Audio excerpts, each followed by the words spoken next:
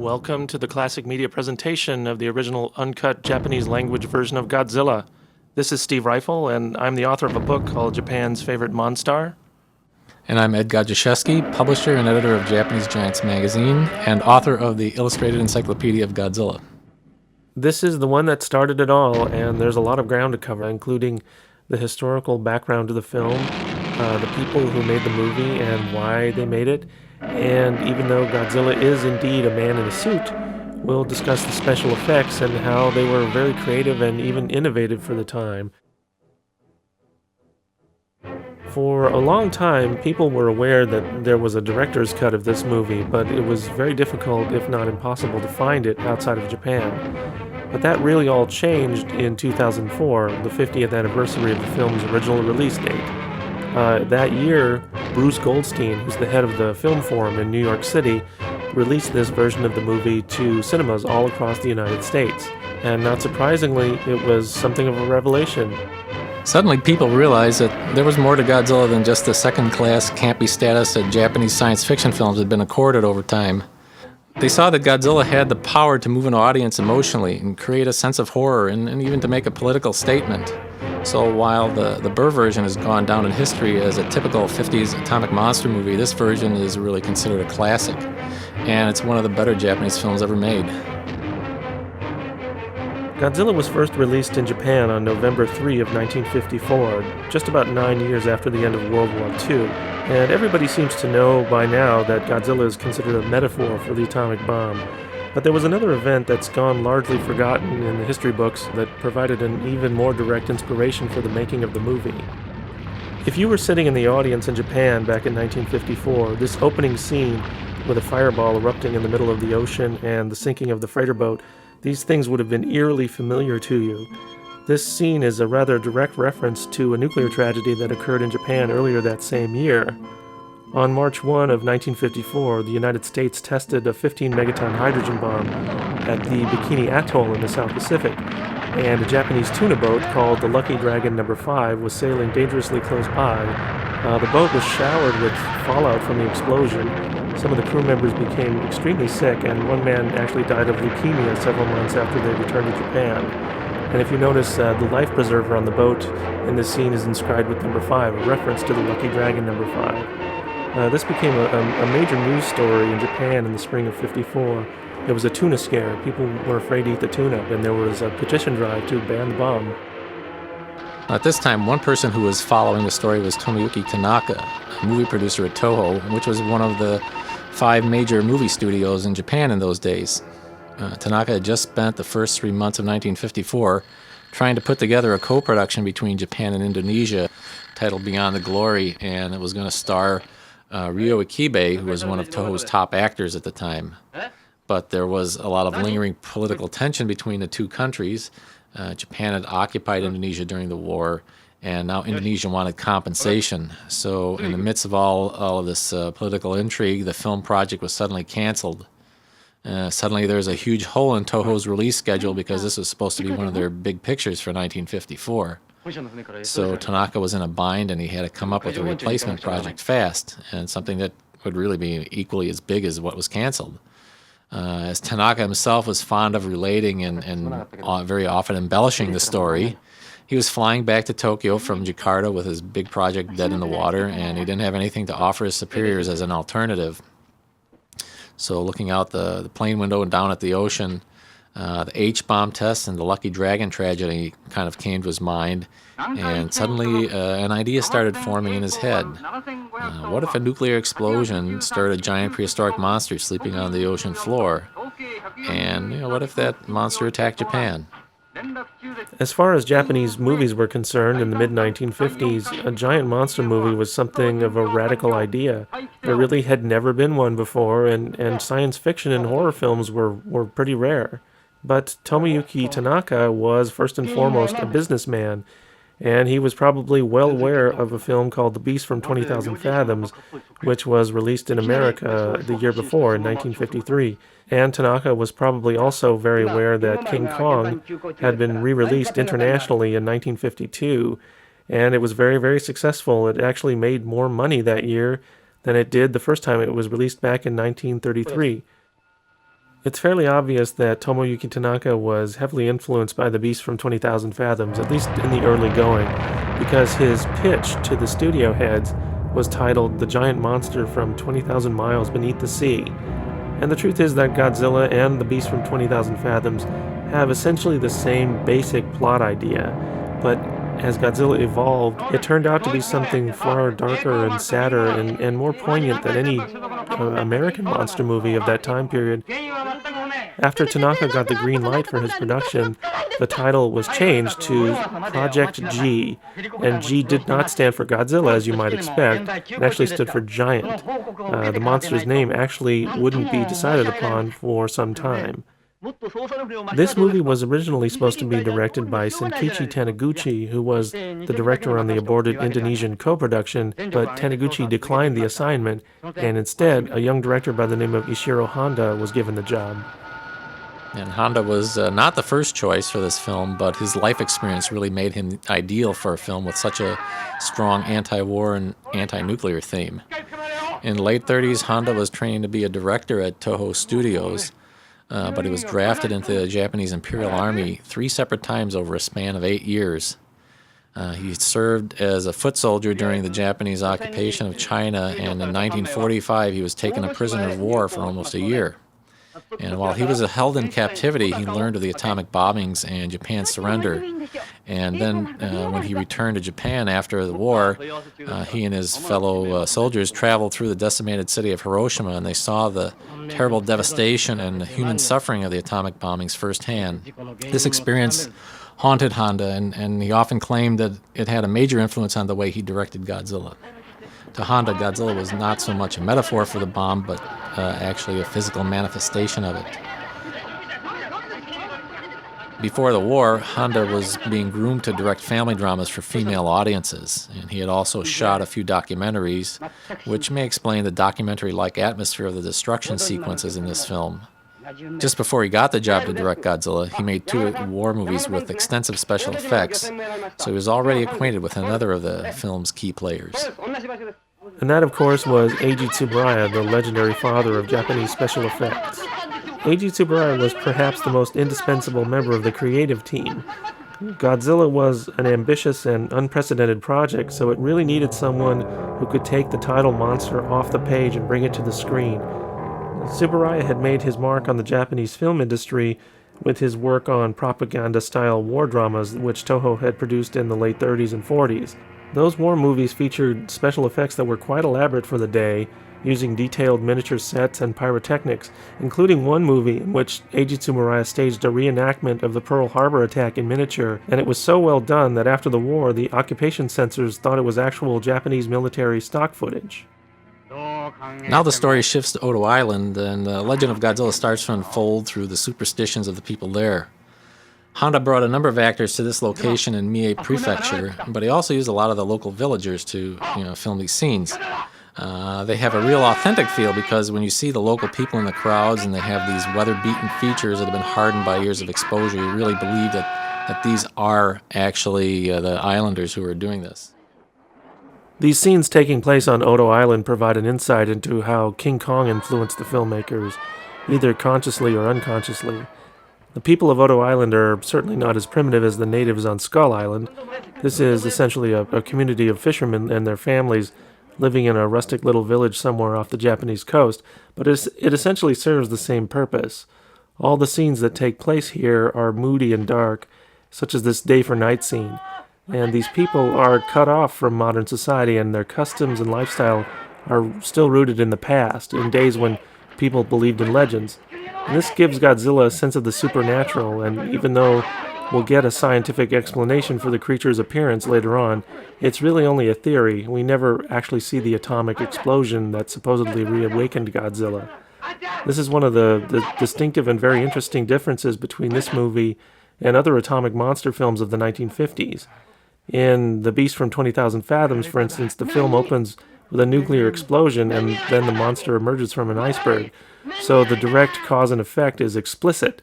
But in Godzilla, we never really know if the monster is a legendary beast or a nuclear mutant or both. And the creature has a mythical dimension that's rooted here in the past on Odo Island, where the people have lived in fear of this monster god for years. And yet the young people of Odo Island really don't believe in the old legends anymore, which really ticks off this old fisherman, who's played by the actor Kokoten Kodo, whom you may recognize as the village elder from Akira Kurosawa's The Seven Samurai. So this is something of a modern take on the old monster legend theme that you get in King Kong and many of its offshoots. The younger generation is more cynical, and this might be a comment by director Honda on how attitudes were changing in Japan after the war.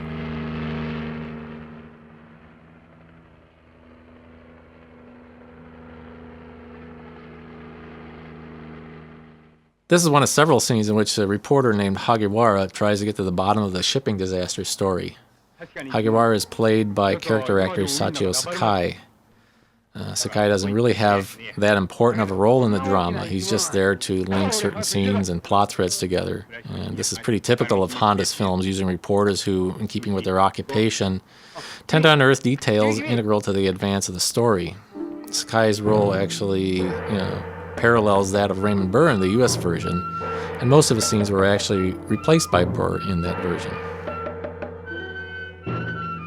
This scene was shot on location in Mie Prefecture, and the dancers were real villagers living there. They danced to the music that was performed live, but what we're listening to is actually an original composition that was added later by a composer, Akira Ifukube, with its distinctively eerie characteristics. The dancers wear traditional masks and clothing and perform to ritualistic-sounding music, but as the old fisherman explains, the dance no longer is meant to appease Godzilla because no one really believes that legend any longer. King Kong and Skull Island started a long movie tradition of mysterious islands inhabited by strange people and dinosaurs and other creatures. And Odo Island is the genesis of Toho Studios' variation on that tradition. As Japanese monster movies became increasingly popular over the next decade, many movies featured an island or isolated place where the monsters began as a legend. As time went on and the movies became more and more juvenile in nature, Godzilla and his fellow monsters simply live on an island, sometimes called Monster Island, and there's really no subtext to it whatsoever.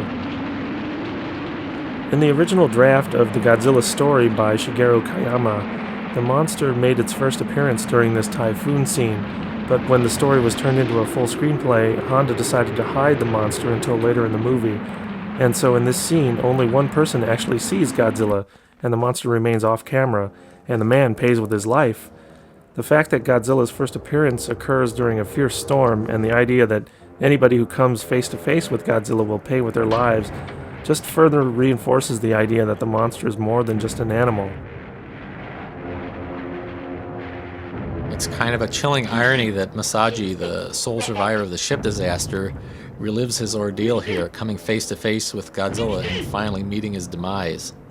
Just like the Lucky Dragon victims, the bomb, and in this case, Godzilla, who is a stand-in for the bomb, inevitably takes its victims. Radiation will claim you as a victim, if not now, then later. Its deadly effects will never be denied.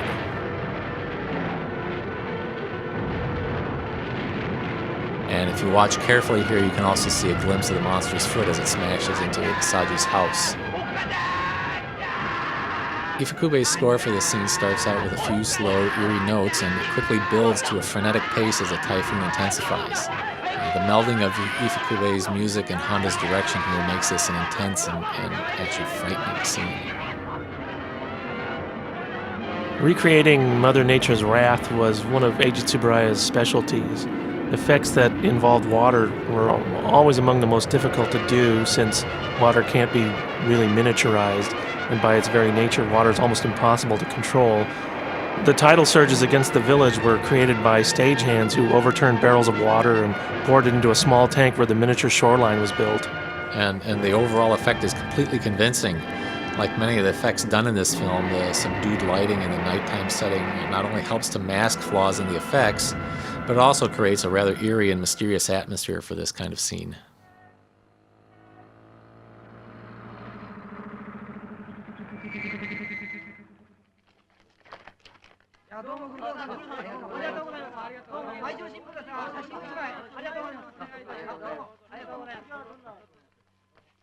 So the investigation into the strange phenomena begins here with the witnesses from Odo Island describing the casualties and the property damage from the typhoon. In some of the later Godzilla films, there's massive urban destruction without any visible loss of human life. But in this movie, Ishiro Honda tried to show the death and the damage in real terms, not necessarily in a graphic or gory way, but to show how it impacted people's lives. And one of the best examples is the orphan boy Shinkichi, who lost his brother and mother when his house was crushed by Godzilla just a few minutes ago. And Shinkichi is later taken in as an adoptee by the Yamane family, and you might say that screenwriters Honda and Takeo Murata were using Shinkichi to symbolize the children orphaned by the atomic bombings.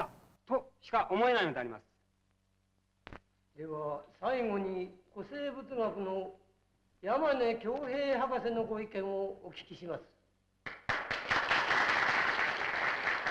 Here we meet Dr. Kyohei Yamane, a paleontologist who's played by Takashi Shimura.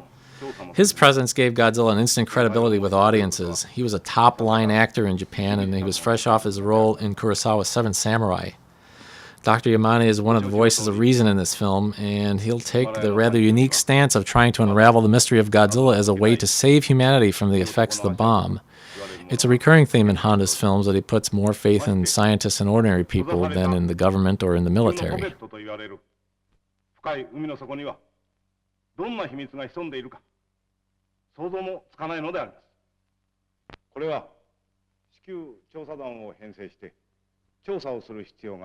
あると存じます。 So now we're reunited with the two main characters, Emiko, played by Momoko Kochi, and her boyfriend Ogata, played by Akira Takarada. And we haven't seen them since the opening scene of the movie. In a Hollywood movie, it would probably be unthinkable or very unusual to let the two principal characters disappear for 15 minutes while the rest of the plot is being set up, but that's part of the unusual structure of Godzilla's screenplay. And here we finally meet Dr. Serizawa, who's played by the great character actor Akihiko Hirata, who had supporting roles in many movies during the 50s and 60s, including some of Kurosawa's films. Dr. Serizawa, with his eye patch, he first looks like a mad scientist perhaps, but he's actually the opposite. He's quiet and he's thoughtful, and he's emotionally scarred by both his service in World War II and by the fact that Emiko is about to leave him for Ogata. So the love triangle among these three characters is pivotal to the resolution of the story and to the defeat of Godzilla, and from this point forward, the human drama and the monster story are going to be fully intertwined. The ominous ocean waves here are a bit symbolic. Emiko and Ogata know that something might rise from the depths and sink their boat, but they also know that they've been sneaking around together and they could be caught at any time. As the investigation of Odo Island begins, we can see some excellent examples of the numerous optical composition shots which are spread throughout the film, many of them which go unnoticed to the untrained eye. The ocean in the background here, the footprint which is embedded in the side of the mountain above the house. The illusion of Odo Island is created in place of the rice fields where the live-action portion of this film was actually taken. Like many of the special effects work in this film, the optical work was being done by a legion of part-time workers that were hired en masse during the production. Nearly all of the staff of more than 400 people hired for Godzilla were mostly part-timers, and they had no experience in the film industry. Such people just did not exist in Japan at that time, and as a result, in many ways, the effects uniquely represented the vision of Eiji Tsuburaya, the guiding force behind what was essentially a learn-as-you-go production in almost all respects. He was often the only person who could actually envision what the finished image on film would really look like. Another major difference between Godzilla and its contemporaries, the American monster movies of the 50s, is the attitude towards radiation. Remember that there was very limited knowledge about the long-term effects of radiation exposure during that time. In fact, the U.S. military used to conduct research on these effects by taking grunt soldiers out to ground zero about an hour after an A-bomb test in the Nevada desert, and they'd make them walk around the test site. Then they'd monitor their health for the next several years. Well, there was kind of a paranoia about radiation in those days when everybody was doing duck and cover drills at school, and in light of this fear, the type of atomic monsters that were appearing in America back then, such as the amazing colossal man and all those giant bugs, they were perfectly illogical.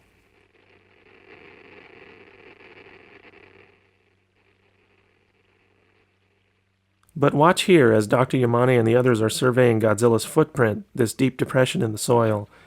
The Geiger counter starts to crackle, and everybody's probably absorbing a cancerous dose of radiation. But although they are alarmed, there's no panicking. In fact, Yamane and his colleagues keep right on conducting their survey. The point of this film was not to exploit the public hysteria over nuclear radiation and the atomic bomb, as in the American monster films.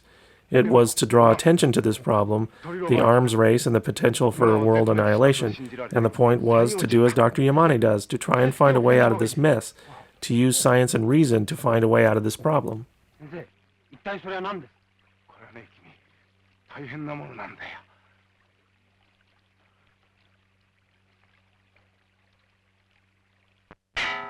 Well, we're now about 20 minutes into the film, and it's about time for Godzilla to make his dramatic entrance.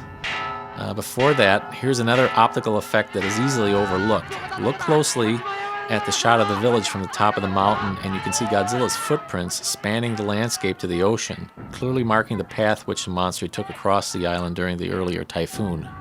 This scene can be a little bit confusing because once the alarm is sounded, the natural thing you might expect people to do in a movie like this is run away.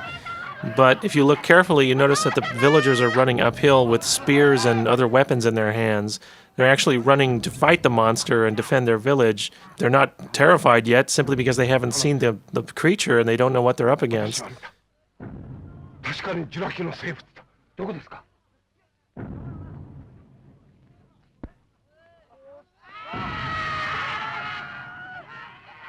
You'd kind of expect Godzilla to grab one of those people and eat them, wouldn't you? Well, something similar to that was actually shot first. Godzilla's appearance over the mountaintop was supposed to have him seen with a cow that was hanging from his mouth that he was consuming. And they actually filmed this shot, but when the Rush films came back, cameraman Arakawa thought it was a little too gruesome, and he convinced Eiji Tsuburaya to reshoot the scene. And this scene is one of a handful of shots in the film where the monster is not a man in a suit, but it's actually a hand-operated puppet. And this puppet is used rather extensively in the film for close-ups of the monster roaring and shooting its atomic breath. And except when seen directly head-on, it actually bears a pretty good resemblance to the suit. So, ironically, to achieve the effect of the fiery atomic breath, the puppet had a nozzle in its mouth through which water was sprayed.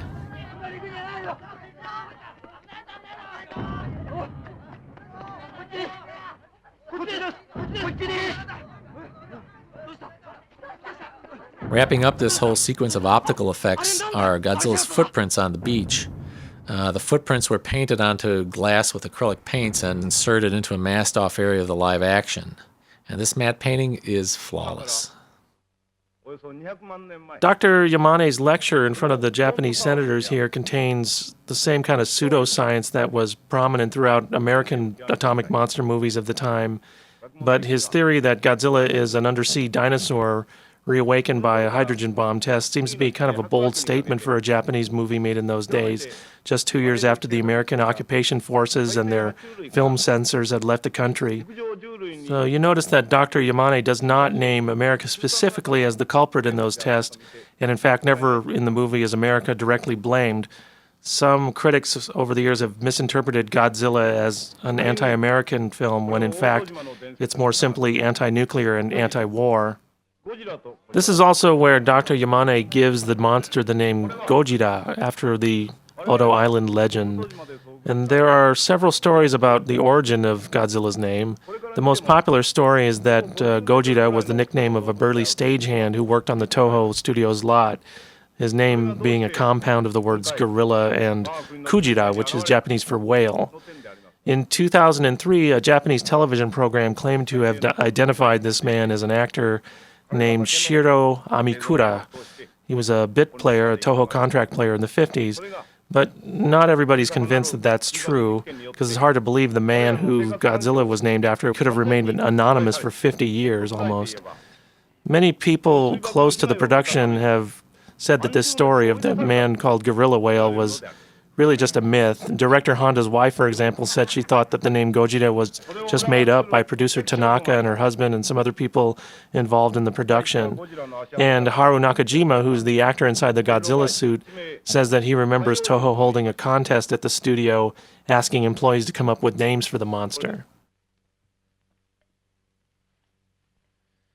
Writer Shigeru Koyama had in-depth knowledge of paleontology, yet he made a very serious factual error in his original Godzilla story, and that error made its way into the script and then even into the film. Dr. Yamane explains that Godzilla was born in the Jurassic period 2 million years ago, but of course it's well established that the Jurassic era was 110 million years ago. Screenwriter Murata speculated that this was an intentional ploy by Koyama, who was attempting to link Godzilla's origin to the time of the origin of man. If this was so, that connection is largely lost on viewers. Then again, even though Dr. Yamane never blames the United States explicitly, he does say here that the sand left behind by Godzilla contains radiation created by an atomic bomb. And what country was testing nuclear weapons essentially in Japan's backyard in those days? There are a number of reasons why director Honda may not have wanted to point fingers at the United States, despite America's culpability. Judging from comments Honda made over the years, it seems he placed the blame not at a single country's doorstep, but on war itself and aggression and the thirst for power. Those are the things that he wanted to protest in this movie.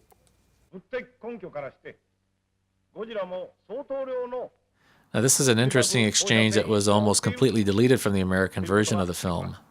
A conservative senator and his smug toadies insisted Godzilla's relationship to the H-bomb test should be kept secret to avoid a panic, while a female senator and her colleagues want this information publicized, and presumably the responsible party, probably the U.S., held responsible.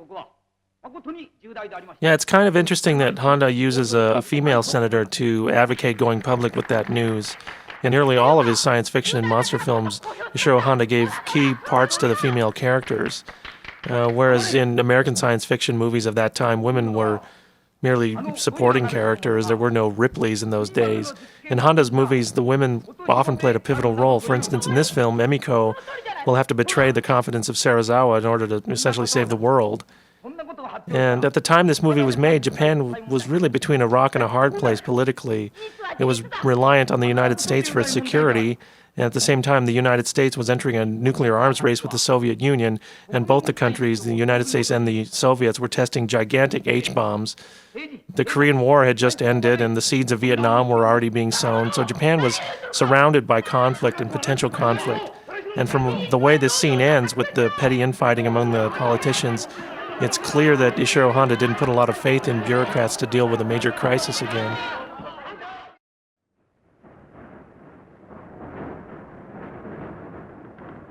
This scene was cut completely from the American version, and the reason why is obvious. One of the commuters on a subway train refers to Nagasaki, making a direct connection between Godzilla and the atomic bomb. It's interesting that Tokyo residents still are joking and speaking casually about the events, and they really have no idea about the tragedy that awaits them. The producers of the American version of this film always said they had no political agenda when they removed scenes like this one. But you have to wonder how something like this, with the woman talking about Nagasaki, would have gone over with an American audience in the 1950s. Just to finish a thought that we were discussing earlier, even if Honda had wanted to point a finger at America for starting this nuclear nightmare, the complicated political relationship between Japan and the United States would probably have given him pause. Tokyo and Washington were Cold War allies at that time, and not only that, Japan was a key supplier to the U.S. military during the Korean War and soon thereafter Vietnam. Interestingly, though, just a few years later, director Honda would use a fictional country called Rolisica to portray Americans as greedy, corrupt capitalists in the movie Mothra. So right now we're looking at actual World War II stock footage that was obtained from the Japanese military. Stock footage was a common way for makers of low-budget science fiction films in the 50s to pad out the running time. That's really not what's going on here. The filmmakers received very limited cooperation from the Japan Self-Defense Forces, so they had to use stock footage to create scenes like this one. The drawback is really that it comes from 16 millimeter sources and it doesn't quite match the rest of the film very well. The stirring military march here is one of the trademarks of composer Akira Ifukube, whose music has become synonymous with Godzilla in much the same way that John Barry has become synonymous with 007 and Henry Mancini with the Pink Panther. We open the movie with another of Ifukube's marches, and later in the film we'll hear examples of the horror theme and the Requiem. These three motifs form a trio of themes that are present in all of Ifukube's science fiction scores. This is our first glimpse inside the household of Dr. Yamane, and we can tell from the size of the home and the furnishings, and the fact that they have a television, which would have been a real luxury in Japan at that time, that this is a family with a bit of wealth and stature. At this time, the Japanese economy was rebounding pretty nicely after the devastation of World War II, so on the one hand you have this normal-looking family, and life seems to be pretty stable and predictable again. But the presence of the adopted orphan Shinkichi is a reminder that things are not normal and that tragedy could strike Japan at any time. As Dr. Yamane grapples with the government's inability to see the scientific and even ethical and moral implications of Godzilla, we can really appreciate Shimura's acting. He has very few lines here, but yet his heavy expressions speak volumes.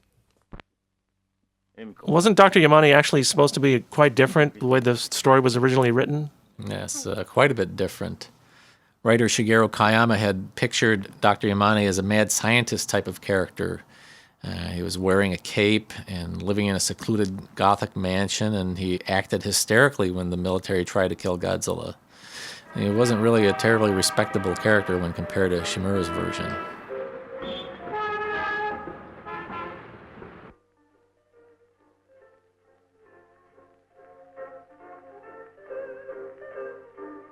If you look carefully, you can see seated at the table and smoking a young Kenji Sahara in his first ever film appearance. Sahara would later become one of Toho's biggest stars and would go on to appear in more Godzilla films than any other actor.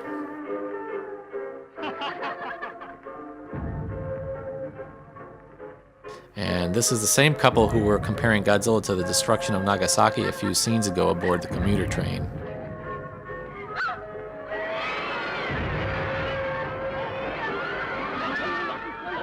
Godzilla's distinctive roar was created through a process of trial and error.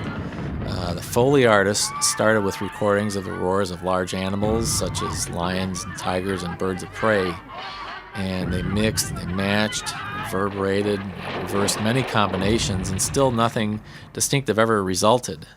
So inevitably, these things still wound up sounding just like the animals from which they came. So in stepped composer Akira Ifukube, who offered a little bit of a different approach. Using his background in acoustics, Ifukube came up with the idea of using a musical instrument rather than an animal to create the roar. He loosened the lowest strings of a contrabass and rubbed it with a leather glove and then altered the pitch of the recording and also the speed. And the result was the distinctive roar of Godzilla. Yeah, as if Dr. Yamane weren't already discouraged. In this scene, the government is asking him to help them find a way to kill Godzilla. Takashi Shimura's performance as Dr. Yamane really elevated Godzilla far above other monster movies of its time. It's a completely understated performance that sets the tone for the entire movie, and you get the feeling sometimes that the other actors, many of whom were younger and far less experienced than Shimura was, are following his example. Shimura was born in 1905, and he started out as a stage actor before moving on to swordplay, costume drama films.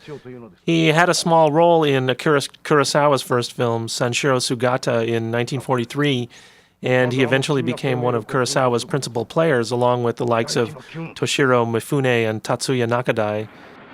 Now, the reporter who's sitting in the lower left-hand corner behind the cloud of cigarette smoke is played by Haru Nakajima, who's one of two stunt actors playing Godzilla in this film. Nakajima went on to act the part of Godzilla and various other Toho monsters in numerous films until he retired in 1972. And in many of those movies, he also played a small walk-on role like this in the dramatic scenes. And it's also worth pointing out that the editor here who gives Hagiwara his assignment is Katsumi Tezuka, who is the other actor who plays Godzilla in this film.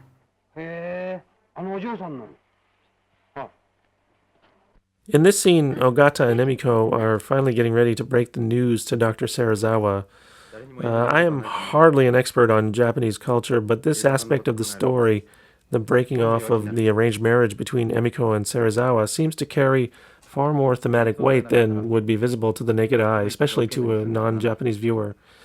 As Americans, we really consider it our right to get married to the person we love, but to somebody watching this film in Japan in the 50s, I suspect this would have been a very important part of the story. Fortunately for these two characters, Ogata and Emiko, and unfortunately for Serizawa, the confrontation never really happens. Because of the events that unfold, Emiko and Ogata are given a sort of tragic reprieve at the story's end. I wonder also if the way these characters are breaking with tradition is Honda commenting on some of the changes that were forced down Japan's throat during the occupation, changes that were intended to quote-unquote westernize the country and modernize it. Akira Takarada, who plays Ogata, was only 20 years old when this movie was made, and he had only 1 year of professional acting experience and had only been in 2 previous movies, and yet he was billed as the star of Godzilla. And even though he was a relative newbie, this star status went to his head. Today, Takarada often tells a story of how he arrived on the set for the first day of shooting Godzilla, and he told the crew, "Hi, I'm Akira Takarada, I'm the star of the movie." And somebody shot back, No, Godzilla is the star." So he ate a bit of humble pie that day, but Takarada did go on to become one of the big mainstream movie stars of Japan in the 1950s and 60s, with the nickname Mr. Handsome. Like Takarada, Momoko Kochi was also a very inexperienced actress to be cast in such a high-profile role. She and Takarada had both graduated from Toho's New Face program, which was a training program for actors under contract to the studio, about a year earlier. She also appeared in several other science fiction films, such as The Mysterians. Kochi would later say that she gained a certain amount of notoriety from Godzilla, but it also became somewhat of an albatross because people on the street would rush up to her and cry, "Godzilla, Godzilla." And so a few years later, she just stopped working in movies, and after that point, she stuck mostly to stage acting. But she must have come to terms with her place in Godzilla lore because she agreed to play Emiko Yamane again in 1995 in Godzilla vs. Destroyer, which revisits the story of the Yamane family. Kochi did die in 1998. The reporter interviewing Dr. Serizawa, this is another key scene that was removed from the American version.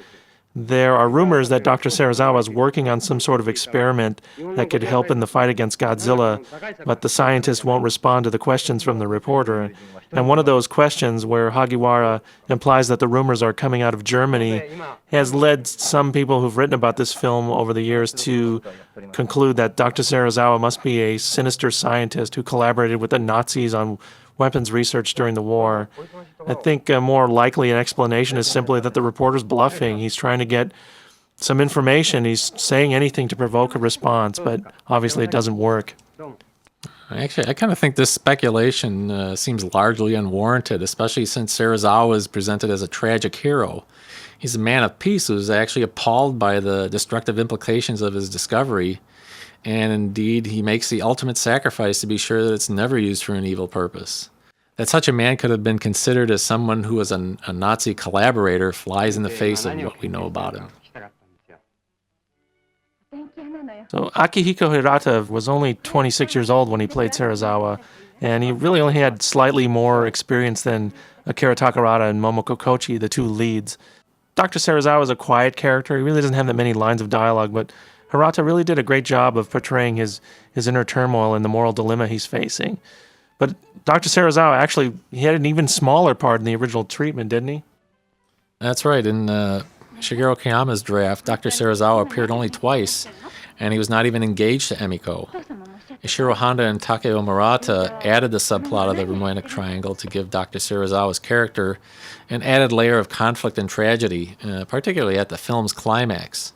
In Koyama's treatment, Dr. Serizawa was 40 and Ogata was 32, but as was said earlier, the actors playing the roles were much younger. Hirata was 26 and Takarada was 20.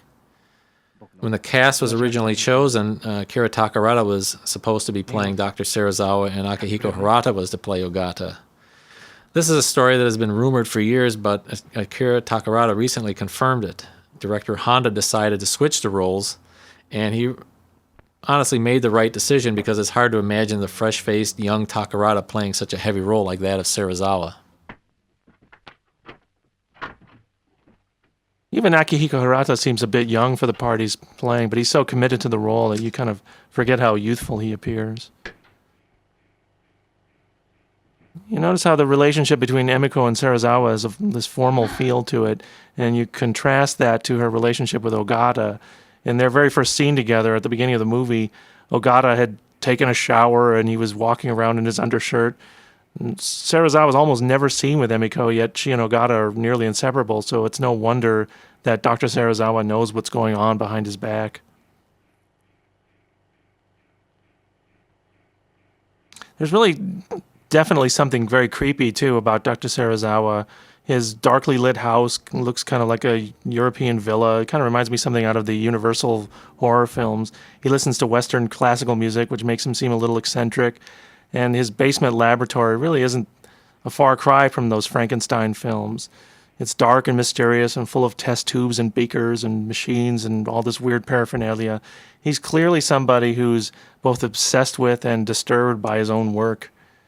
So even though we don't get to see exactly what the experiment is that Dr. Serizawa is working on in this scene, the screeching of the violin really underscores the madness and the terror of what's going on, what's happening before the character's eyes. The crashing, dissonant piano chord tells us something deadly has just happened. Many of the sound effects in the film were actually created with musical instruments by Akira Ufukube, the composer. One of those trademark sounds is Godzilla's enormous footsteps, which you're about to hear in a moment, as Godzilla begins his maiden rampage through the city of Tokyo. Composer Ifukube has said that he first discovered this sound one day when he was conducting an orchestra during a recording session, and he accidentally stepped on a primitive sound amplifier. That device emitted a really loud, booming sound, and later on when he was asked to devise a sound effect for Godzilla's footstep, he kind of recalled this experience and felt, that sound would be perfect. Born in 1914, composer Akira Ifukube grew up in Hokkaido, where he was greatly influenced by the culture and music of the Ainu, Japan's Aboriginal people. Self-educated in classical composition, Ifukube uniquely blended the tribal sensibilities of Ainu music with the Western style of composers like Stravinsky. It was difficult for anyone in post-war Japan, much less a classical music composer, to earn a living. So when his friend and colleague Fumio Hayasaka recommended scoring motion pictures to him as a job, he jumped at the chance, although his contemporaries warned him against tackling subjects like Godzilla, thinking that it had a potential to typecast him in much the same way like an actor who has success in horror movies. Ifukube instead embraced that subject. Although Ifukube did become Toho's primary composer for its science fiction films, he also scored a wide variety of films, from contemporary dramas, samurai films, and even animation, all the while maintaining a successful career in classical composition. Until his death in February of 2006, he amassed quite an impressive body of work.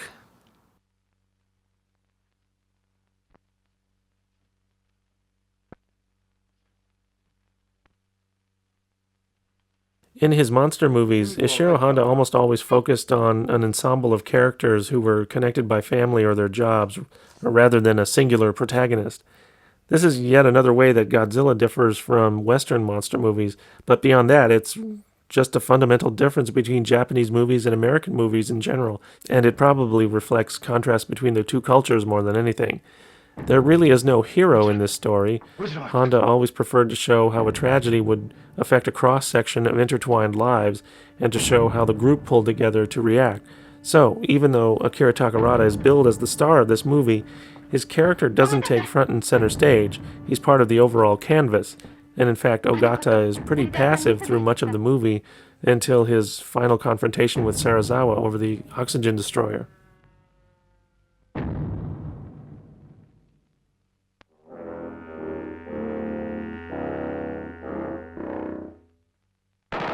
When Godzilla surfaces here, the waterlogged suit is really too heavy to move by itself, so the suit had to be set up on a platform that was pulled along underwater by some of the staff members off screen. So we're really about to see Godzilla's big reveal. It's the first time we see how gigantic the monster really is. It's one of the most memorable sequences in horror films, and the fact that it takes place under the cover of night kind of underscores the feeling of dread. And we also get the standard monster movie panic evacuation scene. Look closely at some of the faces of the extras. You can see that they're smiling or not being very serious about it at all. It's a problem that has really faced the makers of these films for 50 years. That's why it's in some of the later ones you see that the crowds, as they're fleeing, are only photographed from the back.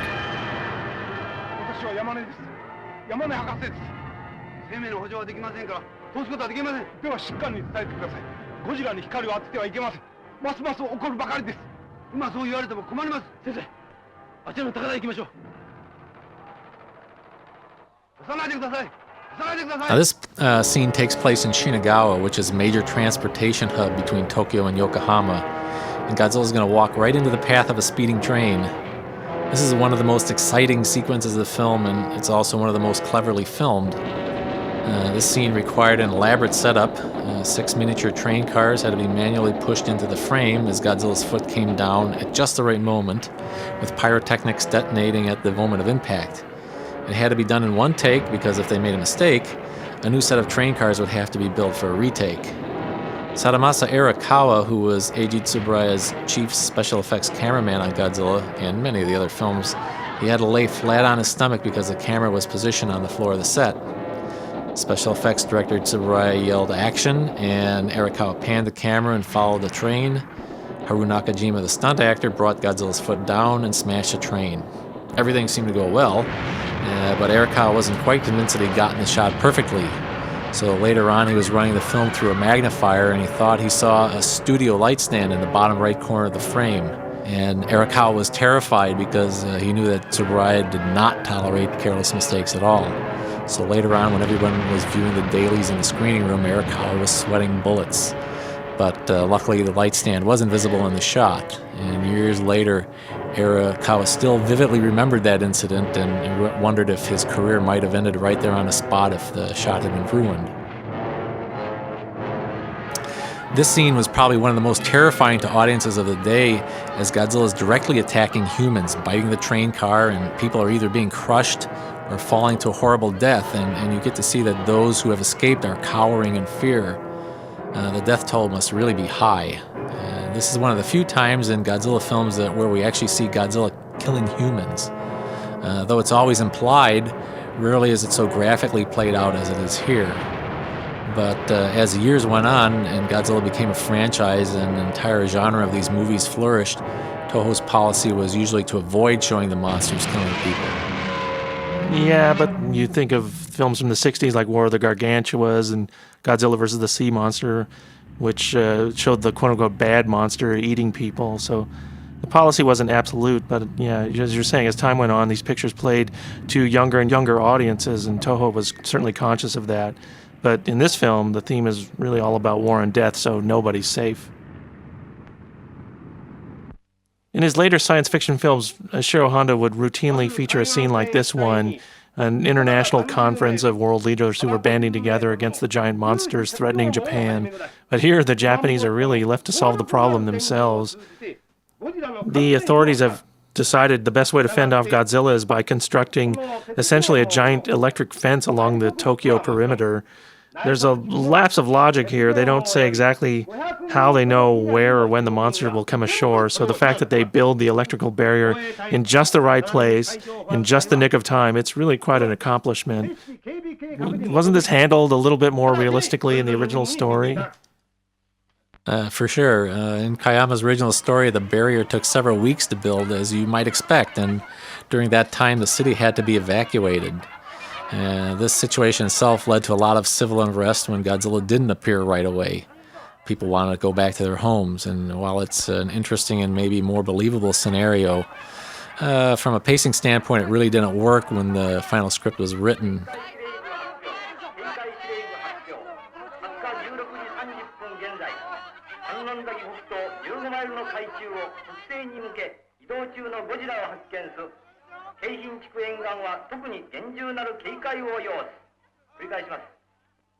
Many of the tanks and the military personnel you see in this film, such as this scene here, are actual members and property of the Japanese army, not because of extensive cooperation by the military, but because the filmmakers were actually quite resourceful. The self-defense force agreed to allow Toho to film a few actual military drills. For instance, when Godzilla comes ashore at Shinagawa and the military opens fire, those are shots of actual soldiers. But for scenes like this one, where there's a convoy of trucks and tanks deployed against Godzilla, that's an actual military platoon that was being transferred from a base at Utsunomiya to another base in Chiba, outside of Tokyo. And Honda's crew, what they did was they filmed the caravan as it was departing the base, then they jumped in their cars and rushed ahead and filmed it again further down the road, and so on and so forth, until they actually had enough footage for this sequence. Once again, we see some nice matte work as the electrical towers are optically added to these scenes. If not for a couple shots lingering a moment too long where you can see the towers start to shake a little, these effects are rather seamless. The towers are added with matte paintings on sheets of glass. It's the same technique that was used when Dr. Yamane looked over the hill and saw Godzilla's footprints on the beach at Odo Island. Later on, just before Godzilla gets electrocuted, there's a quick shot of this room again, and we quickly see the man who throws the switch and his hand actually pulling the lever. There's a long-standing rumor that that man is either Haruo Nakajima, the Godzilla actor, or director Ishiro Honda. I really can't be sure about the hand, but I'm fairly certain that the man whose face is shown is neither Honda nor Nakajima, so that rumor has just been half debunked. Okay, here we are back at the Yamane house. Take a look at the city skyline outside the balcony, and you might notice that it's actually a miniature set, and this scene was shot on a soundstage. Such miniatures were created by the special effects unit, and this technique was often used together with backdrop paintings in order to add depth to scenes which were filmed on sound stages. We've talked a bit about the fact that certain references to the atomic bombings were deleted or shortened for the Raymond Burr version, and this is one of the most significant of those deleted scenes. Ogata here has come up with the courage to ask Dr. Yamane for permission to marry Emiko, which is a bold move because she's going to have to break off her arranged marriage to Serizawa. And you'd have to assume that Dr. Yamane must have seen this coming because he's been allowing Ogata to hang out with Emiko in the house for some time now. But this conversation turns to Godzilla and the issue of whether Godzilla should be annihilated or studied for scientific purposes. And Ogata, bad move, sides with the Japanese military. He says Godzilla's a menace to our country just like the H-bomb. And Yamane throws him out of the house. It's interesting to note that some Japanese critics were quite offended by the film's many references to Hiroshima and Nagasaki and the H-bomb. Both in the dialogue and in the imagery, despite the fact that director Honda and screenwriter Murata went to great lengths to try and not be exploitative. This shows what a fine line that Honda had to walk. This was a legitimate and immediate political issue. Some people felt it was a cheap way to exploit the fears of the audience. And again, remember that the Lucky Dragon incident had provoked a national nuclear scare just months before this film came out. Have you ever thought about what this movie might have been like if Ishiro Honda hadn't been the director? That's hard to imagine. I think Honda put so much of himself into this film. He himself experienced what it was like in Hiroshima, and he had such a commitment, a strong commitment to that anti-war theme. If anything, I would expect you might have had something that was more along the lines of a straight American monster movie, where it just was kind of like an adventure. He has directorial touches, and he has a style that is evident throughout, all of his films. One of them being his emphasis on the lives of ordinary people and how they're affected by tragedies like this. But this is the film that really feels like his film. Yeah, and he would agree with you on that because he's always stated exactly that same thing, that it was his favorite work and probably his best work. Here the mood is quite eerie and quiet as the military prepares for Godzilla's arrival. The miniature vehicles, such as the tanks, which you see here, were all manually operated. There were no electrical motors and certainly no remote control mechanisms built into anything. Everything was operated by wires or pushed by hand by technicians who were standing off camera. it would really be several years before any of these kind of models would be remote controlled and mechanically operated. And when the monster finally emerges from the water, we hear the death march composed by Akira Ifukube that, like so much of his music, is uniquely dark and ominous. Ifukube's sense of scoring is particularly keen here as he allows the music to stop as Godzilla is about to strike the barrier. The silence actually amplifies the tension and the suspense.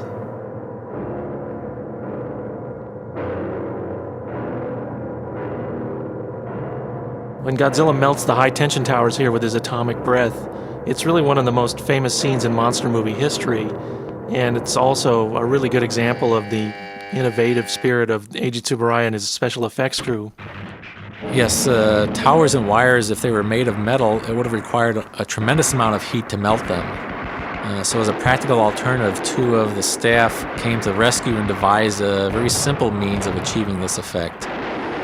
They constructed a set of miniature towers using wax, which were painted silver, and these structures were quite fragile, so instead of being built in a workshop and transported to the set, everything had to be built on the set right where it was going to be filmed. So what they did is when a hot studio light was aimed right at the models, the paint pretty much melted away, creating the image of metal going white hot, and then the wax dissolved, making it look like the metal just turned liquid and dissolved. This scene has remained one of the most famous and popular scenes in all Godzilla movies, even 50 years later. It was also a wise move to keep the atomic breath secret until this point in the film, making it a kind of surprising and unexpected way for Godzilla to show the true extent of his destructive powers. Godzilla's atomic breath and the glowing of his dorsal fins were created by two men, Sadao Iizuka and Takao Yuki, who would later become the top optical effects artists in Toho's special effects department. Iizuka recalled how he was asked to draw mist and glowing effects, and rather than doing this on cells like would be the normal case, because they just didn't have the money to buy that kind of equipment, they actually did it on pieces of cardboard. And when they did this, they really didn't have much idea what these images were intended to be. It was just, a job that they were told to do, and they needed to do it to a certain specification. Everyone was so busy that no one ever gave much thought to doing anything more than just getting the work done on time. At that time in Japan, there were really no professionals in almost any aspects of special effects. Nevertheless, the atomic breath was considered to be one of the critical elements of the project by the main staff, and it was something that set Godzilla apart from similar films of this type. Ishiro Honda thought of Godzilla's atomic breath as a kind of visualization of the effects of radiation. And given that, he felt that it wasn't unnatural in the context of the story to think that an animal that had survived the atomic bomb might actually exhale radioactive flames. It's hard not to notice that many scenes, particularly those showing optical effects, have a lot of scratches and negative dust on the frame. And it's often speculated that the original negative must have worn out over time. But actually, this is something that's always been present in the film in every print. This is an unfortunate byproduct of the primitive working conditions that were at Toho back at that time. Despite the best efforts of the staff, the editing room could not be kept clean, and in fact, efforts to clean it often stirred up more dust than they had in the first place, and it would permeate everything in sight. Also, the type of film stock that was used in the 50s had a soft emulsion, and with all the matte work involved in some of these shots, the film was especially susceptible to scratching as it was run through the editor multiple times. In their efforts to make everything as realistic as possible, the members of the special effects art department went to the Ginza section of Tokyo, and they measured not just the buildings, but the height of power poles and advertising billboards and so forth. And today, the Ginza has lots of huge structures that would really dwarf Godzilla in size, but in those days, there were laws that restricted building height in that part of Tokyo to 30 meters, so Godzilla really towers over the skyline here. Yeah, local property owners refused to give copies of their building blueprints to Tsuburaya and his crew for making their miniatures, so the staff had to draw their own blueprints, and then miniatures would be built by Toho's in-house carpentry staff. Yasuyuki Inoue, who would later become the chief of the Toho Special Effects Art Department, led the art staff and went out to take pictures make measurements, draw sketches of everything in sight, down to the smallest details, and they often had to work around the clock. He made blueprints from which the miniatures would be built, and in the case of the Ginza set alone, it took them almost 30 days to build that set. And the first time they made it, Eiji Tsuburaya was quite dissatisfied with the detail, and he ordered it torn down and rebuilt. While Tsuburaya was a rather fearsome figure to many of the staff, he was also universally respected and admired. A great number of the staff remained at Toho to work with Tsuburaya for the next 16 years, and they all respectfully referred to him as Oyaji, which means the old man. The staff worked an almost unheard of number of hours to produce the effects, the atmosphere being likened to that at Disney when artists went well beyond the call of duty in order to make Snow White succeed. Right here, Godzilla is going to poke his head over the side of a building, and it's actually a really amazing shot because this is an optical composition shot of the puppet peering over the side of some buildings, and you look, there's actually people in the windows, and it's not just all shot with a miniature, it's actually an optical effect, and it's so beautifully composed that you don't even notice that it's an optical effect. So that's a real building and those are real people in the windows? Yes. And I assume that it was a similar type of effect to what you've seen in Rodan a few years later, where Yes. they actually optically composited people into the windows of the miniatures. Yes. But it's not. No. But the effect is quite similar to seeing that.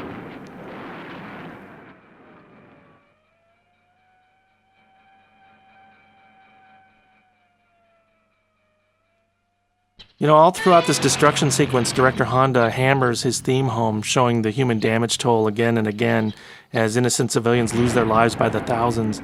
You notice that Godzilla isn't hunting like an animal. This isn't the beast from 20,000 Fathoms picking up a cop in its mouth. This creature destroys indiscriminately rather than selectively, and as the monster is advancing across the city, it's kind of like a fireball from a nuclear bomb expanding and consuming everything in its path. Here's another scene that was deleted from the American version, and it emphasizes that point quite directly.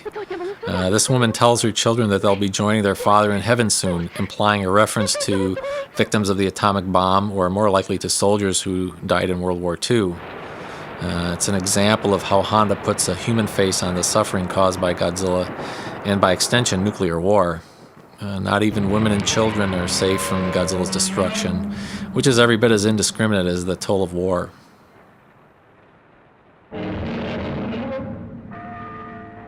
Many of the special effects staff wanted Godzilla to destroy the Hattori Clock Tower, which is one of the most famous landmarks in Tokyo, and it's still standing today. It's actually been joked in Japan that Godzilla was designed with ears so he could hear the bell in the clock tower go off. In spite of all the carnage that we're seeing in this sequence, none of the main characters is ever really in any danger. They all watch the destruction from a safe distance. It's an interesting contrast between this movie and American films of the same type in the same period. The characters in Godzilla aren't action heroes, though. That's one of the big differences. Their heroics are the moral and ethical choices they make, rather than firing a bazooka or flying a fighter plane.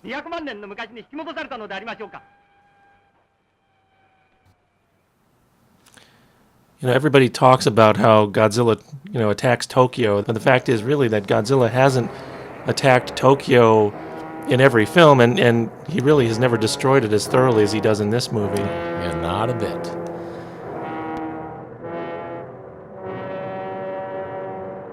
Godzilla's tail is about to smash into the Nichigeki Theater, and that was sort of the Radio City Music Hall of Japan. And it was also one of Toho's top theaters in which Godzilla premiered. There was quite a reaction from the crowd in the theater when, the building in which they were watching the film was destroyed. When directors Honda and some of the staff members went to scout locations and plan the destruction of the city, they almost got themselves arrested.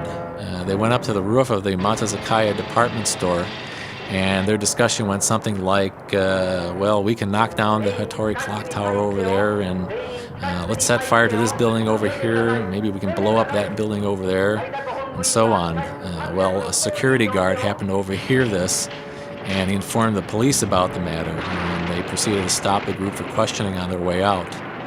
It must have been quite interesting to see the cops' reaction as the group tried to explain their way out of this situation.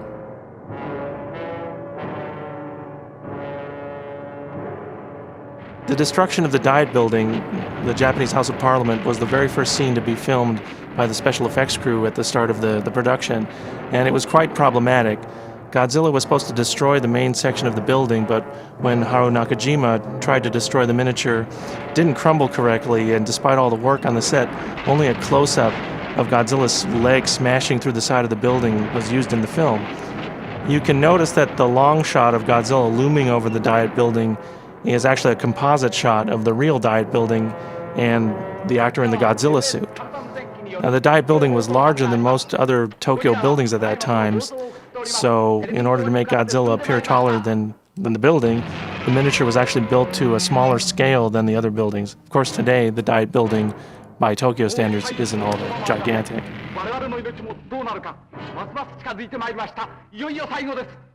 I mean, this scene is really amazing to have the guys. There's such movement that you get from this scene with the tower falling, and then you have the swirling camera as a point of view of basically of these guys who are falling to their death.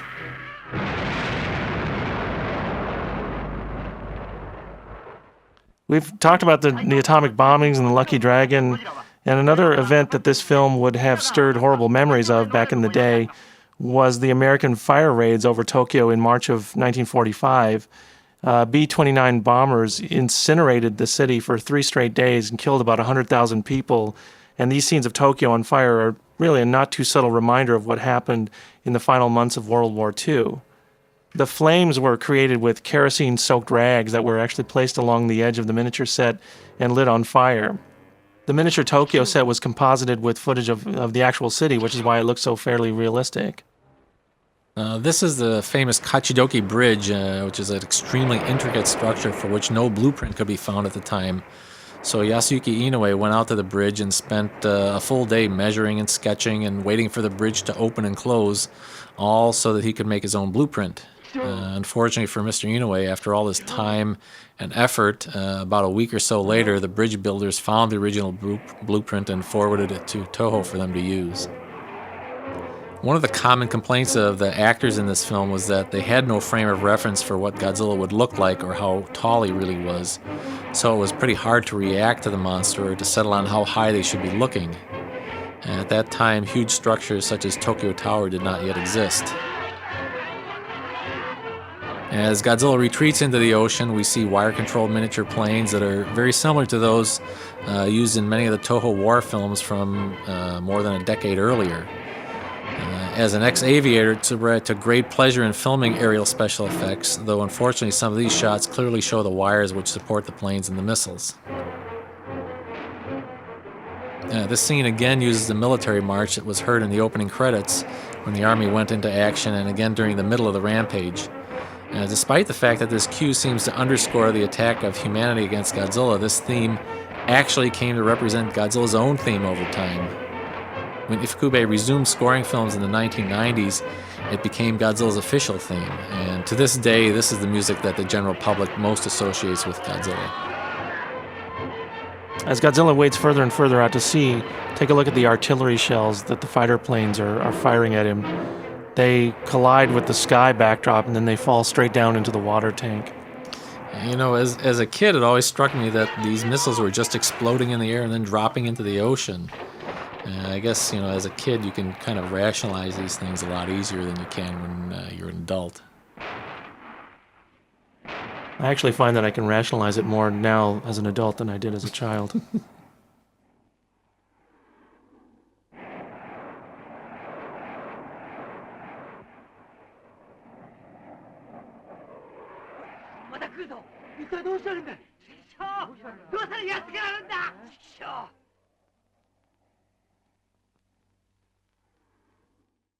The nuclear metaphor is now complete. The aftermath of Godzilla's attack is a totally devastated Tokyo, a scene resembling photographs of the aftermath of the Hiroshima bomb, not coincidentally.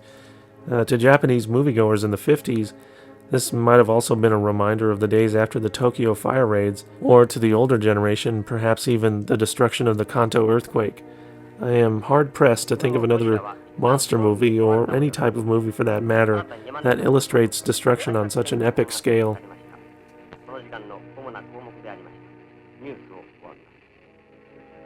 Akira Ifukube's Requiem really sets the mood for the next few scenes, but it's interesting to see how Honda directed this sequence of overwhelming human suffering with a lot of restraint. Notice that the woman who dies here is the same woman who was seen earlier with her children during Godzilla's rampage. Honda again humanizes a tragedy, with children being shown as the most unfortunate of all victims. Some of them lose a parent. Others have come under the death sentence of radiation poisoning. This is a very sincerely moving scene. The emotional impact is devastating, and from this it's quite easy to rationalize Emiko's betrayal of Serizawa's trust after she's just witnessed such intense suffering and raw emotion. Considering the magnitude of what happened at Hiroshima and Nagasaki, it's really surprising how few Japanese movies have been made about the atomic bombings. When the occupation ended in 1952, filmmakers were free to comment on the war and the bombings without government censorship, and yet during the 1950s, only a few movies were made about the bomb. Godzilla is unique, though, because it was the only film of that era with a graphic reenactment of a nuclear attack, thinly veiled as it is under the guise of a monster movie. Even while their world has been slowly descending into chaos, Emiko and Ogata really have stayed focused much of the time on their own desire to get married and have a life together. But until now, it hasn't been really clear how the love triangle subplot figures into the monster movie plot. Now that Tokyo is destroyed, Ogata and Emiko, especially Emiko, plunge themselves into the crisis. And so the love triangle and how the lives of these three characters intersect, it finally becomes pivotal to the resolution of the story. The oxygen destroyer is typical of the pseudoscience found in a lot of the science fiction films of the 1950s. Serizawa explains that when the device is deployed in water, it destroys all oxygen molecules, chokes all living organisms, and then liquefies everything. While perhaps implausible from a strict scientific viewpoint, still this explanation seems to fall within the acceptable range of suspension of disbelief that the audience grants to this type of film. Serizawa has been compared to Dr. J. Robert Oppenheimer, the physicist who spearheaded the Manhattan Project, and indeed there are some obvious, if superficial, similarities between the two. For instance, many of the physicists whose research led to the development of the atom bomb actually started out searching for ways to apply Einstein's theories to develop new sources of energy, and eventually it was discovered that this energy could be used as a powerful weapon. Well, likewise, Serizawa was studying oxygen and its uses when he accidentally discovered the formula for the oxygen destroyer. But the difference is that while Oppenheimer and his colleagues willingly and actively continued their research for the purpose of developing the bomb, Serizawa is absolutely horrified to have stumbled across something that is, in effect, a new type of nuclear bomb. It's only after the genie was out of the bottle that Oppenheimer had a crisis of conscience and saw the light, so to speak. Director Honda once described the atmosphere that he tried to create in this movie as, quote, an invisible fear, something that hung over Japan and the whole world after the dropping of the atomic bomb. Honda said, quote, I felt that this atomic fear would hang around our necks for eternity.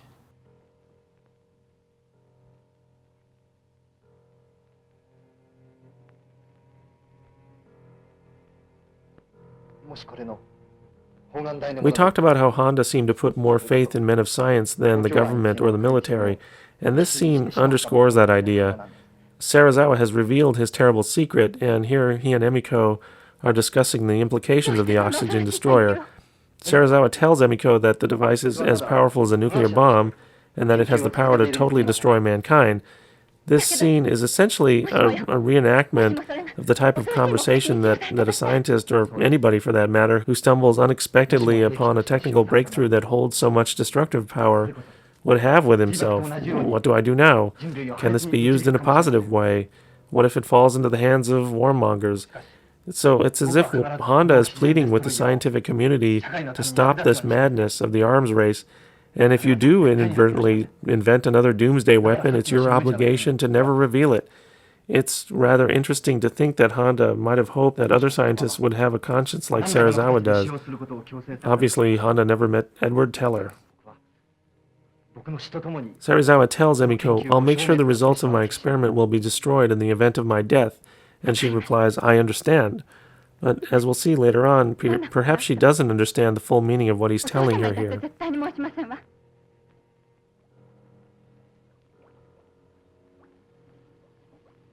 And a transition on the shot of the aquarium of death, perhaps symbolizing the deadly situation the world has boxed itself into.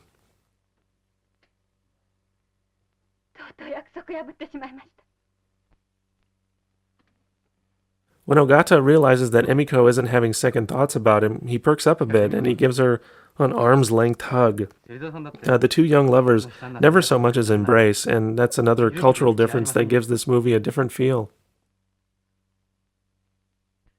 This is one of the nicest examples of Honda's direction of the dramatic scenes, which tend to be very low-key throughout the movie.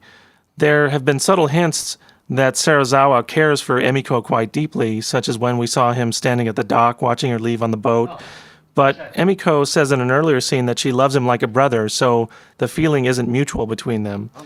So here, when we first see Dr. Serizawa coming up the stairs, it's obvious that he's very happy to see Emiko again. We see things at first from Serizawa's perspective. He can only see Emiko in the front room waiting for him, but then his smile fades when he suddenly realizes that Ogata's there too. And then he puts on a brave face, he's prepared for the bad news. Serizawa thinks Ogata and Emiko are here to tell him they want to get married, but then he's blindsided when they ask him instead to use the oxygen destroyer against Godzilla. So Emiko betrays Serizawa twice. She's not only in love with another man, but she's also betrayed his secret to the man she's in love with. And then, interestingly, instead of lashing out at Emiko, you get the feeling that Serizawa understands. It's in this scene that we really begin to understand Serizawa and to sympathize with him. He's heartbroken, and he's also carrying this immense guilt of having created something with disastrous implications.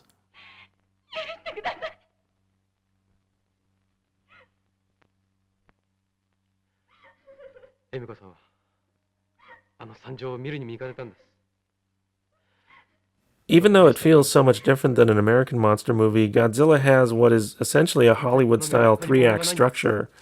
The first act is the setup of the mystery and the various characters.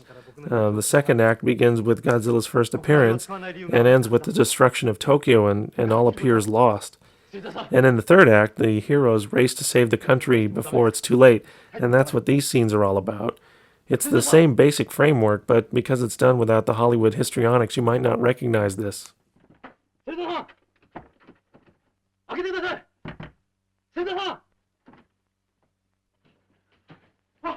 In sharp contrast to the graphic way that Godzilla's horrible violence on Tokyo is shown, director Honda takes an entirely different tack during this hand-to-hand fight scene between Ogata and Serizawa. Rather than showing these two men throwing blows at each other, the camera pans away to the fish tank and we can only hear the fighting off-camera.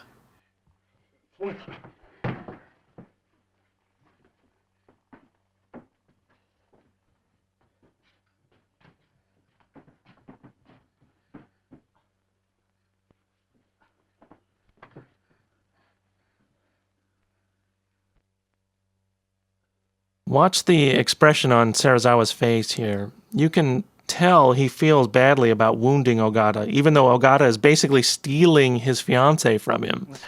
Serizawa's carrying the weight of the world on his shoulders, and he has no use for petty grudges. And then you notice how Serizawa watches Emiko bandaging Ogata's forehead, and he turns away quickly. At that moment, he knows for sure, if he didn't already, that Emiko has made her choice. Serizawa has basically lost everything. He's lost his career because he's paralyzed by fear of what he's created. He's lost his faith in his fellow man. He's lost his fiancée, and he's about to make a choice that means he'll even lose his life. So it's remarkable that Serizawa appears in far fewer scenes than some of the other main characters, yet he's easily the most interesting and well-drafted character in the movie. In this scene, director Honda used Dr. Serizawa as a spokesperson to state the theme of the movie rather directly. Serizawa says, "Bombs versus bombs, missiles versus missiles, and now a new super weapon to throw upon us all."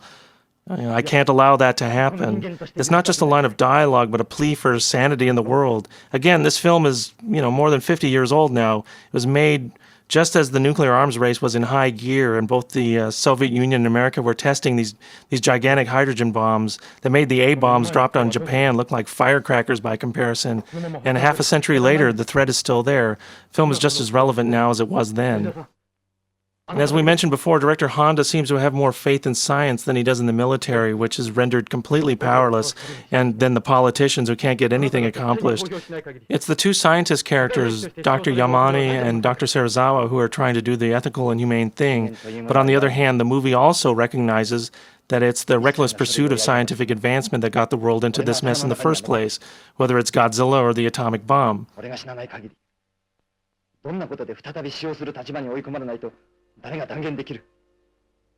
Well, this scene gets a little melodramatic as Serizawa pulls on his hair, but even so, it's easy to empathize with him and his agonizing dilemma. I mean, originally, Dr. Serizawa was supposed to have a very prominent facial scar, and you can see this clearly in a lot of the early production photographs taken before the filming began. But Hirata made a point of asking the producers to minimize the facial scar because he felt that the tragedy of his character could be portrayed much more sympathetically through his performance rather than relying just on makeup in order to generate sympathy for Serizawa. Serizawa's ultimate fate should really be no surprise, as several times he states that he would have to end his life if he had to reveal his discovery to the world. Perhaps a little more subtly might have worked better.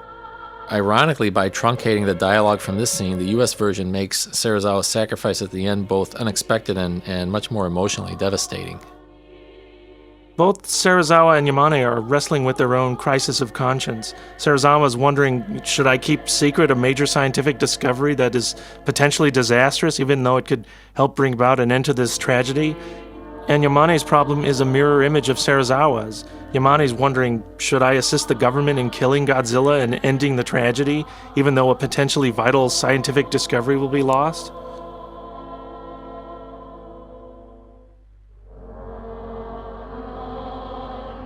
The girls' choir that sings the haunting song, O Peace, O Light Return, is actually the student body of an all-girls high school in Tokyo.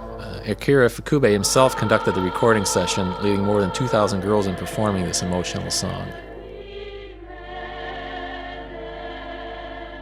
Akira Fukube's sense of melody and harmony and even orchestration is very different from his American contemporaries.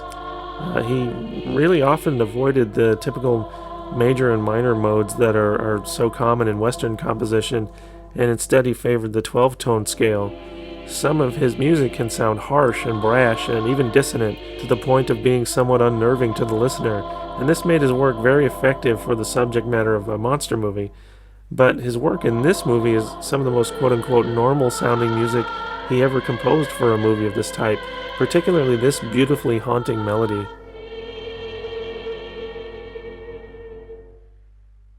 Because, as we said, this movie is an ensemble piece, the role of the protagonist shifts from character to character, and here the sight of children in mourning again prompts the hero to take action. Last time it was Emiko, and this time it's Serizawa.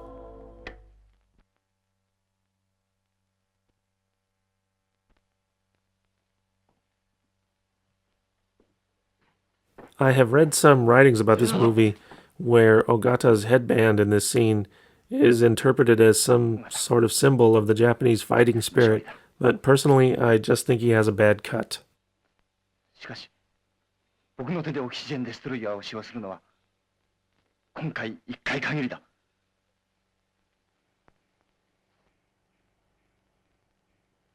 It's hard not to feel genuine sympathy for Serizawa here as he takes his entire life's work and methodically destroys it page by page. You can almost feel his anguish as he looks over each page one last time, years of research going up in flames. Hirata underplays this scene to great sympathetic effect. In a sense, he's already committed suicide right here.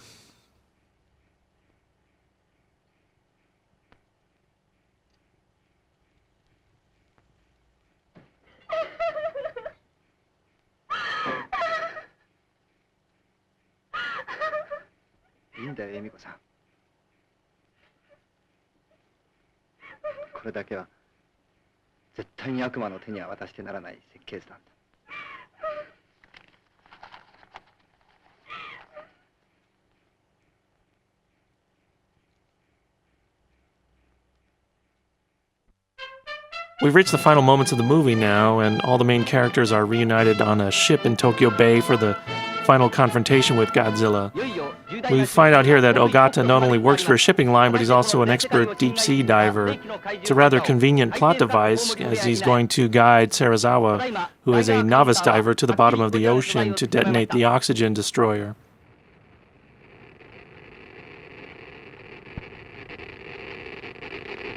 The oxygen destroyer was a beautifully crafted prop.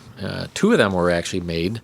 One of them was fully operational, meaning the globe in the center could separate, and air could be forced in through baffles in order to create a bubbling effect that simulated the device's activation. Made of iron and crystal glass, these props were reportedly very inexpensive to make, but both destroyers are still in existence today. One of them is being kept at Toho Studios in special effects director Koichi Kawakita's office, and the other in the hands of a private individual. Originally, one of the story points was that the oxygen destroyer was considered to be effective only if it could be deployed in the deepest part of Tokyo Bay. That would be the only way that they could be sure that Godzilla could not escape its effects by surfacing.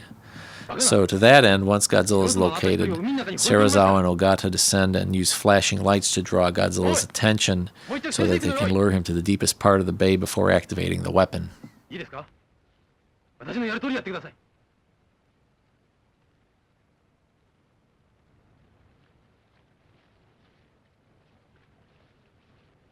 One of the things that people often mention when they see this version of the film for the first time is how different Godzilla is from, not just that the film is so much more somber, but the fact that the monster is so much different than what they've seen in the other films of the 60s and 70s. You know, a lot of people grew up with the sort of silly Godzillas, who, you know, the monster that dances around and gesticulates and, you know, and does those boxing moves. And this is something completely different. This is Godzilla. This is really what the character was intended to be. It sort of morphed with the times.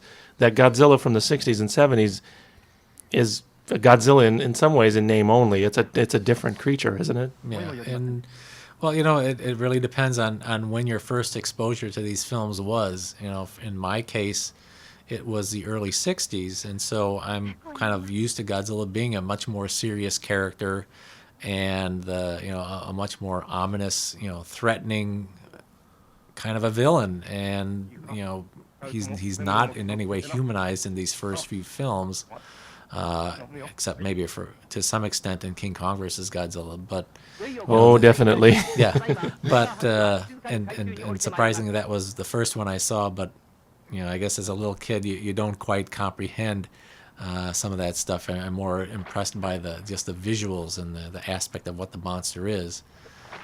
But you know, if you came in on these films with something like Godzilla vs. the Thing and Ghidorah the Three-Headed Monster, which were my first two exposures to, you know, the strongest exposures to this thing, and then followed by this film, you're not going to feel that was what Godzilla was all about. You kind of think like, oh, maybe he's almost like James Bond. You know, the real James Bond went on hiatus for a few years, and you know you know, you're not seeing what the character is really all about. Well, one thing's for sure, this Godzilla would never do a karate kick. No.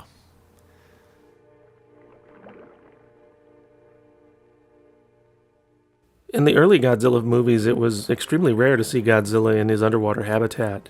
Here, as Ogata and Serizawa descend to position themselves to deploy the oxygen destroyer, Godzilla looks rather peaceful, even vulnerable, and hardly the same beast that just flattened a city a while ago. The idea seems to be that Godzilla is not a villain.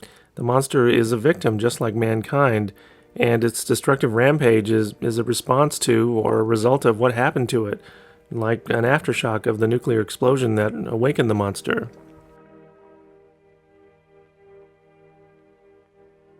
These climactic moments here, the showdown between mankind and the monster, are yet another distinction between Godzilla and its American contemporaries. Compare and contrast this scene with King Kong on the Empire State Building, or the Beast from 20,000 Fathoms on the Ferris wheel, or even the American Godzilla on the Brooklyn Bridge. The typical scenario has the giant monster lured out into the modern world, out into the open, where it's vulnerable to modern weaponry, and typically the final battle with the monster is an exciting action set piece. But here it's really just the opposite. The humans sneak up on the monster in its own domain. Godzilla just really wants to be left alone, and instead of tense action and excitement, there's a cloud of dread hanging over everything. The people on the boat are wondering if the heroes will make it back alive, or will Godzilla see the men and kill them? The people are wondering if Godzilla will rise up and strike the boat. Godzilla is, after all, a sea monster, and here, out in the open sea, the humans are in Godzilla's domain, and they're even more vulnerable than they were in the city. I think it's easy to assume, because of the fact that there are so many dragons in Chinese and Japanese mythology, that Godzilla is based on a mythical dragon from some ancient story. Certainly there are dragons in, like the story of the creation of Japan. There's the god of the wind who fights against the eight-headed dragon. But it's interesting, I've never heard or read anything where Ishiro Honda or anybody who was connected to this film was inspired by any of these stories. If anything, the influence that you hear about is the Beast from 20,000 Fathoms. Yeah, well, honestly, I don't think that Godzilla is ever meant to, directly or even indirectly be influenced in terms of its design or character by a dragon. I think you do look at the suit, from a certain angle, and the head does have a kind of slightly dragon-like impression, but there's no doubt in my mind that everybody who was involved in this project really looked at dinosaurs as the inspiration rather than dragons. They're trying to make something that was somewhat scientifically plausible, that there was, some kind of actual creature on Earth that was a dinosaur, and Godzilla's a variation on that. And they tried to draw on the fact that there is a real living creature that was somewhat of a basis rather than a mythological creature.